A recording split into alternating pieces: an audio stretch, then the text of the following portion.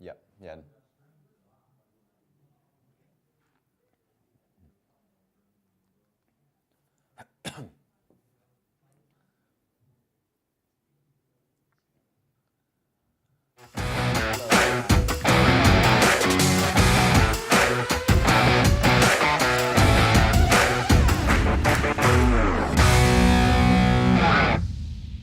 Hello and welcome to USW Sports Journalism's coverage of Transfer Deadline Day. My name is Dylan MacIsaac and today we'll be covering the 4 EFL Welsh clubs whilst also catching up with the public's view of Wales' Six Nations campaign. We will begin with Cardiff City, where our reporter Ethan Harris is at the Cardiff City Stadium to give updates on the Bluebirds transfer window additions. Welcome to the Cardiff City Stadium. It's starting to dim a bit now, but the sun is certainly not going down on Cardiff City's transfer deadline day. They've already made one signing this morning in the shape of Leicester City's Will Alves. Now, 19 years of age, the winger has been capped at international level, youth level for England, where he did indeed work with the current Cardiff City manager.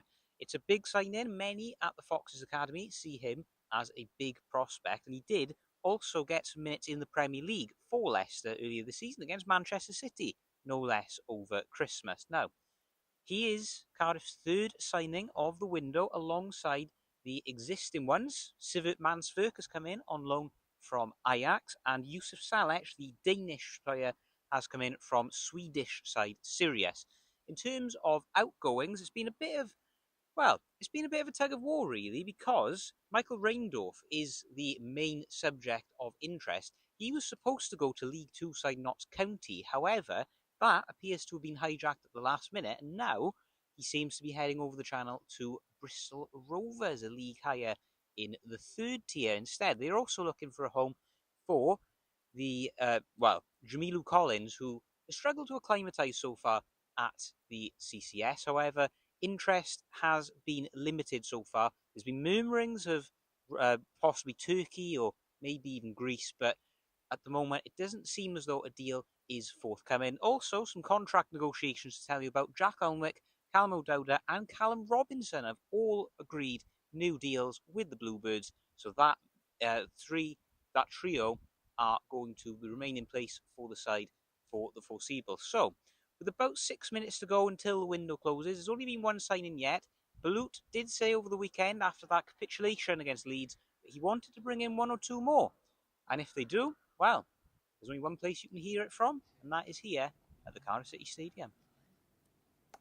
Heading down to the Swansea.com stadium, where our reporter Freddie Owers has been posting up. Here he is to give the latest updates.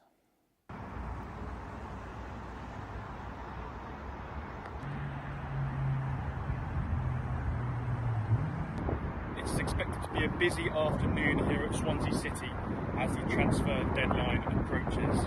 While luxury reports give us no final answers as to who will join Luke Williams' side, deals are expected with the manager going on record saying that the club needs help after a 2-0 loss to Coventry City at the weekend. The club are reportedly close to announcing the loan signing of midfielder Lewis O'Brien from Nottingham Forest and have also shown interest in young talent Bobby Clark of Liverpool. Having previously spent loan spells in both the USA and the Football League, O'Brien is reportedly set to undergo a medical today at the club, with an announcement set to be expected before the window slaps shut. With Swansea saying goodbye to star player and captain Matt Grimes earlier on in the window, O'Brien looks to be the answer to his absence in midfield. Highly rated Liverpool youngster Bobby Clark has this season been on loan at RB Salzburg, where rumours say he is set to be recalled, with Swansea registering a large interest in the player. He has made a total of 12 appearances in Austria this season, scoring just the one goal. Recent reports have also stated that Swansea were close to a £4 million deal with Manchester City youngster Jacob Wright. However, today the deal has reportedly fallen through, with the clubs failing to agree terms. Freddie Owers, USW. Moving on to Wrexham news, where Drinkwater-James spoke to broadcaster and supporter Bryn Law on his thoughts on the club's signings this window. So thank you for joining us, Bryn. First of all, I just wanted to get your general thoughts on the transfer window so far from Wrexham. What are your thoughts on the incomings and outcomings? Well, it's been, I think, hopefully, it's a difficult window, this one, because you're never quite sure, and anybody who comes in has to adapt quickly. Otherwise, the season's gone by, and they have a chance to find their way or work their way into the new way of doing things at the new club. So on that basis, it's hard to make a real call now, is what I'm trying to say, is that actually the proof only comes at the end of the season. But you would say at the outset that it looks like good business coming in, for sure. I suspect that even as we speak now, you'll see a few more yet departing, because the arrivals, the two guys up front, have obviously put extra pressure on those who play in that position who are already at the club, and that would suggest that it'll be even harder for them to get game time between now and the end of the season. So I'd anticipate probably more are going to leave yet, even before the deadline tonight. In terms of those coming in, well, they come in with real pedigree. Longman's a proven championship level player. Jay Rodriguez is a proven Premier League player.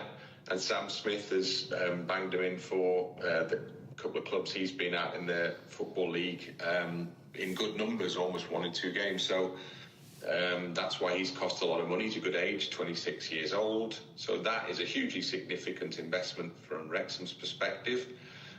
Now they need a return.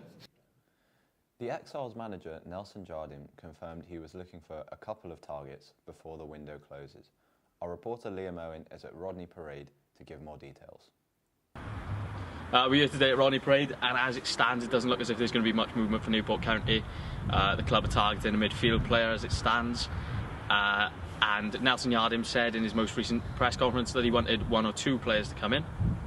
On the window as a whole, they've made a few incomings, with Jaden Warner joining, the centre-back who played for Norwich City, spent the second half of last season on loan at Notts County and will be a significant addition at the back. Lewis Webb, who's previously unattached, joins the club. The goalkeeper, who's a Wales under-21 international, spent time at Swansea City before being released at the end of the season. David Adjuboy joins the club. Adjuboy is a pacey winger who spent the first half of the season on loan at York City, who are currently high-flying in the National League. Left-back Thomas Davis has joined from Cardiff City. The former Cardiff City under-21 will be looking to stake a place in the Newport County first team. Josh Martin, who's travelled around many clubs, joins from Notts County. He's previously spent time at Portsmouth and MK Dons. In terms of outgoings, Jamie Miley will be leaving the club. The midfield player will be looking to emulate his brother, who is currently starting at Newcastle. On other outgoings, Nelson Sanka, as well as Jack Norris, will be leaving to join Britain Ferry, as well as Josh Surbury, who is leaving for Weston-super-Mare. A significant appearance maker, Bryn Morris, has also left the club as he joins Harrogate. The midfield player spent time here between 2023 and 2025. Heading into tomorrow's game, Newport County will face Morecambe. Morecambe will be a tough challenge for Newport, who currently sit in 19th in the table. They'll be hoping to get 3 points here at home. Moving on, and 2 of our second-year students travelled around Cardiff to speak to the public about Friday's game against France and their view on the next game. What do you think the current state of Welsh rugby is? I think it's very poor. I think not much focus has been put on the development of the younger generation in the regions. I think they're very, very lacking of experience in the board as well. I just don't think they know what they're doing at the moment. They seem to be picking a different team every week and not backing the same sort of squad the boys did at that strength and depth.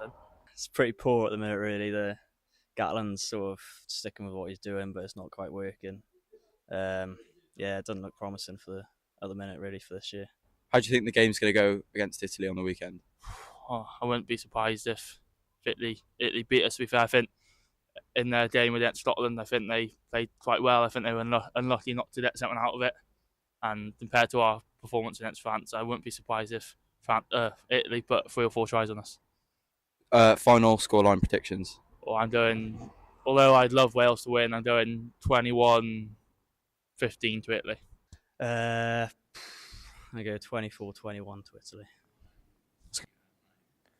Thank you for joining us here on Deadline Day. I've been your host, Dylan MacIsaac, and we hope to see you all again next time.